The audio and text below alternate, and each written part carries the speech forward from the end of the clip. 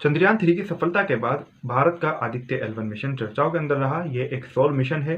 आज जानेंगे इस मिशन की डायरेक्टर निगार शाजी के बारे में। कैसा रहा उनका संघर्ष, कैसे हुई उनकी इसरो के अंदर नियुक्ति, कौन कौन सी उन्होंने शिक्षा ग्रहण की है। इस वीडियो को बनाने का मकसद यह भी है क्योंकि बहुत सारे लोगों को गलतफहमी रहती है, इस तरह की शंका रहती है, जिनका मानना है कि मुसलमान उच्च पदों पर नहीं पहुंच सकते या फिर मुसलमानों को अच्छी नौकरी नहीं दी जाती। इस तरह की गलतफहमी दूर हो और मुसलमान आगे बढ़ें, यानी कि देश का प्रत्येक वर्ग पढ़े लिखे और देश के विकास में अपना योगदान दे। इस वीडियो को बनाने का यही मकसद है। अगर आपने अभी तक हमारा चैनल जागरूकता सब्सक्राइब नहीं किया है तो सब्सक्राइब जरूर कर लें, क्योंकि हम देते हैं आपको आपके आसपास चल रही प्रमुख घटनाओं और प्रमुख मुद्दों की सटीक जानकारी।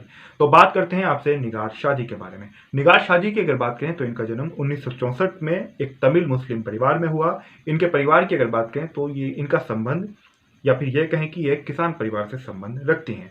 इनका जन्म तमिलनाडु के तेनकाशी जिले के सेनगोट्टई कस्बा के अंदर हुआ। और इनके अगर पिता की बात करें, इनके पिता का नाम शेख मीरान था, जिनका अब इंतकाल हो चुका है।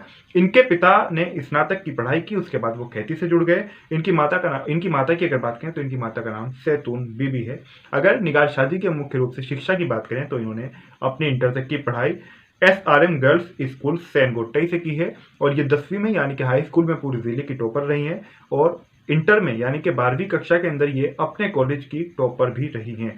और इन्होंने जो आगे उच्च शिक्षा प्राप्त की है वो इन्होंने मदुरै के कामराज विश्वविद्यालय से की है। वहां से इन्होंने इलेक्ट्रॉनिक्स और संचार में इंजीनियरिंग में बीटेक किया हुआ है। इतना ही नहीं, उसके बाद में इन्होंने BIT रांची से ME यानी कि मैकेनिकल इंजीनियरिंग की डिग्री ली। और उसके बाद 1987 में इनको नियुक्ति मिलती है या फिर एक तरह से कहें कि तैनाती मिलती है इसरो के अंदर यानी कि इंडियन स्पेस रिसर्च ऑर्गेनाइजेशन के अंदर। और इनकी जो नियुक्ति होती है वो सतीश धवन अंतरिक्ष केंद्र के अंदर इनकी पहली नियुक्ति होती है। जो मैंने आपसे नियुक्ति या फिर तैनाती कही वो इनको डायरेक्ट नहीं, इनकी मेहनत के आधार पर इनका वहां पर चयन हुआ। और फिर उसके बाद में जो इनकी यानी कि पहली नियुक्ति थी, पहली जो इनकी तैनाती थी, उसके बाद में इनका एक प्रकार से ये कहेंगे ट्रांसफर होता है। वो होता है इनका UR Rao satellite centre Bengaluru के अंदर।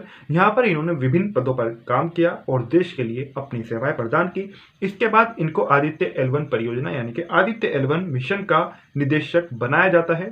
फिर तभी से ये इसके ऊपर काम कर रही थी, जो अब मिशन हम सभी के सामने आपने भी देखा होगा वो सफल हुआ। अब अगर वर्तमान में इनकी बात करें, इनके परिवार के अंदर और कौन कौन है, तो इनके पति जो हैं वो भी मैकेनिकल इंजीनियर के रूप में विदेश के अंदर दुबई के अंदर अपनी सेवाएं दे रहे हैं। इनके एक बेटा है और एक बेटी है। इनकी बेटी डॉक्टर है और इनका बेटा एक वैज्ञानिक के रूप में नीदरलैंड के अंदर है। तो ये थी निगार शाजी की पूरी कहानी। निगार शाजी का यह संघर्ष रहा।